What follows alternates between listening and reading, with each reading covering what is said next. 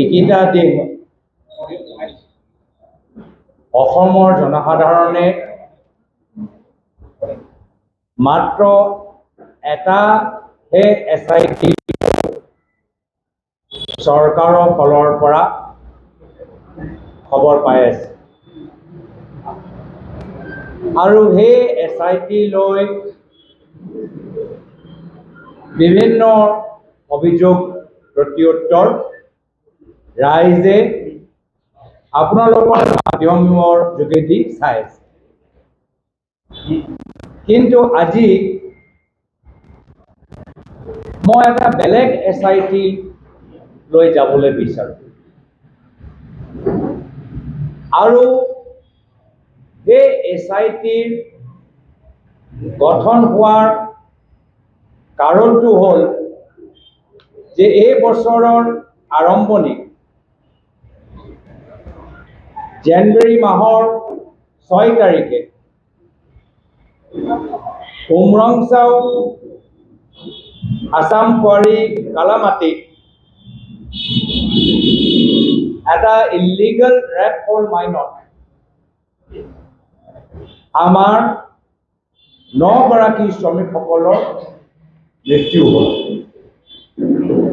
সেই সময়ত সকলোৱে ৰাজ্য চৰকাৰ এই 9 গৰাকী শ্ৰমিকসকলক উদ্ধাৰ কৰিবলৈ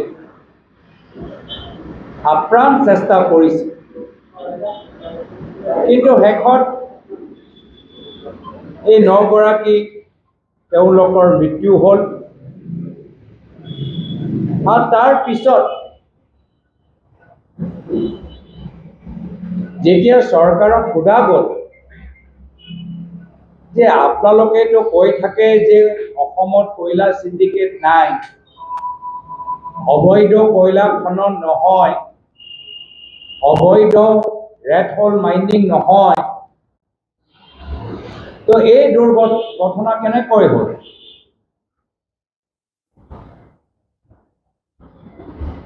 বাধ্য হৈ যোৱাৰ পিছত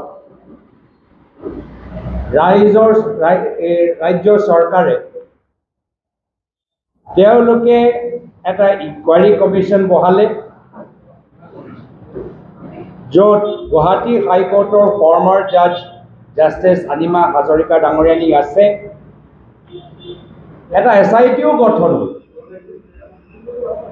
যি SIT গঠন এই গোটেই কাণ্ডৰ লৈ তেওঁলোকে তদন্ত কৰাৰ নিৰ্দেশ কৰা হৈছিল আৰু কিছু আসাম মিনাৰেল ডেভেলপমেণ্ট কৰ্পৰেশ্যনৰ বিষয়া আৰু আৰক্ষীসকলৰ টীম বনোৱা গ'ল আৰু তেওঁলোকক নিৰ্দেশ দিয়া গ'ল যে অসমৰ ভিতৰত এনেদৰে যিমান অবৈধ ৰেড হোল মাইনিং কাম চলি আছে বন্ধ হ'ব লাগে। প্ৰিলিমিনাৰী তদন্ত কৰা গ'ল আৰু প্ৰায় 245 illegal red hole mining identify কৰা গ'ল আৰু চিল কৰা গ'ল। কিন্তু তাৰ পিছত আমি কোনো ধৰণৰ আপডেট নাপালোঁ। অসমৰ ভিতৰত যি অসমৰ মুখ্যমন্ত্ৰী হিমন্ত বিশ্ব শৰ্মা ডাঙৰীয়া কৈ আছে যে ইয়াত ইলিগেল ৰেড হোল মাইনিং নাই, অলপ ইনকুৱাৰী কৰিলে প্ৰায় 250টা ইলিগেল ৰেড হোল মাইন পালে। কেনেকৈ ইমান ৰেড হোল মাইন হ'ল, কোন কোন জিলাত হ'ল, স্থানীয় প্ৰশাসনৰ কি ভূমিকা, মন্ত্ৰীসকলৰ কি ভূমিকা, স্থানীয় আৰক্ষীসকলৰ কি ভূমিকা, বিধায়কসকলৰ কি ভূমিকা, চৰকাৰৰ কি ভূমিকা, গৃহ বিভাগৰ কি ভূমিকা, এনভাইৰনমেণ্টৰ কি ভূমিকা, এই ক্ষেত্ৰত মুখ্যমন্ত্ৰী আৰু তেওঁলোকৰ চৰকাৰ আমাক একো আজিলৈকে জনোৱা নাই, একো জনোৱা নাই। নিশ্চয় যদি অসমত প্ৰায় 250 ইলিগেল ৰেড হোল মাইনিং কাম চলি আছিল ঠায়ে ঠায়ে, তো নিশ্চয় এটা নেক্সাস আছে, নিশ্চয় এটা সিন্ডিকেট আছে। এই সিন্ডিকেটৰ লগত কোন মন্ত্ৰী জড়িত, এই সিন্ডিকেট লগত দিছপুৰত কাৰ সম্পৰ্ক আছে, এইখিনি কথা যেহেতু SIT গঠন হ'ল, তাৰ ওপৰতো মুখ্যমন্ত্ৰী আমাক জনাব লাগিছিল, ৰাজহুৱা কৰিব লাগিছিল, কিন্তু নকৰিলে। আৰু আমিও ভাবিলো যে এতিয়া এই 250টা ইলিগেল ৰেড হ'ল মাইন চিল হৈ যোৱাৰ পিছত এতিয়া কামখিনি সম্পূৰ্ণ, এতিয়া আৰু অসমত কয়লা সিন্ডিকেট হ'ব পাৰে, হ'ব পাৰে, সেয়া আছিলে চৰকাৰৰ উদ্দেশ্য। কিন্তু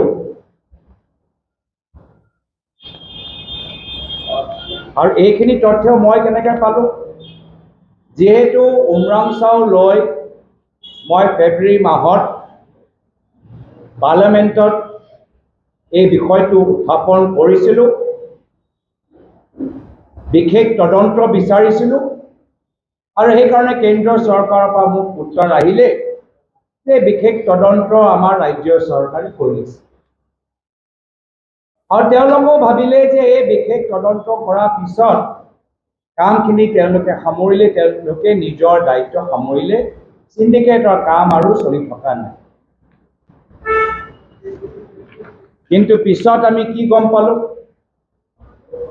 3 মাহৰ পিছত যোৱা এপ্ৰিল তাৰিখৰ 25 তাৰিখে এনফৰ্চমেণ্ট ডাইৰেক্টৰেট ইডিয়ে কিছু তদন্ত গুৱাহাটীত কৰিলে, আৰু গুৱাহাটীত কৰাৰ পিছত তেওঁলোকে কি পালে সেইখিনি কথা তেওঁলোকে এটা প্ৰেছ ষ্টেটমেণ্ট যোগেদি ফাদিল কৰিলে। তাত ইডিয়ে কি লিখিছে যে যোৱা এপ্ৰিল তাৰিখৰ 24 তাৰিখে 15টা ঠাইত তেওঁলোকে তদন্ত কৰিলে। কিছু ঠাইত মেঘালয়ত আছিল, কিছু ঠাইত অসমত আছিল, আৰু তেওঁলোকে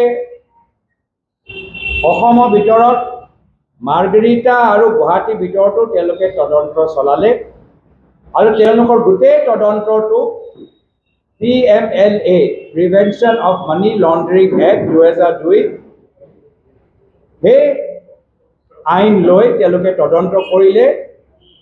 কি সম্পৰ্কত?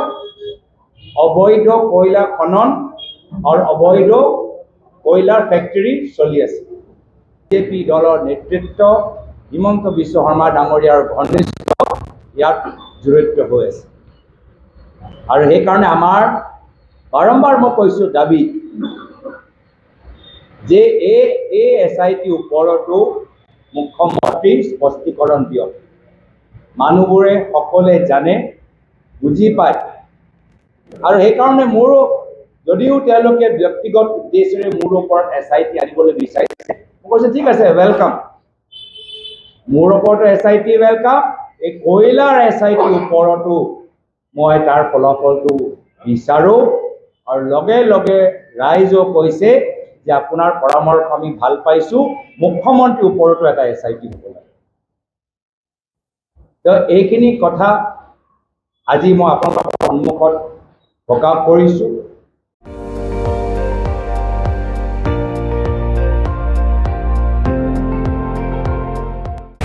আপুনি চাই আছে ND24, সৰ্বশ্ৰেষ্ঠ নহয়, সৰ্বোত্তমৰ দৌৰা।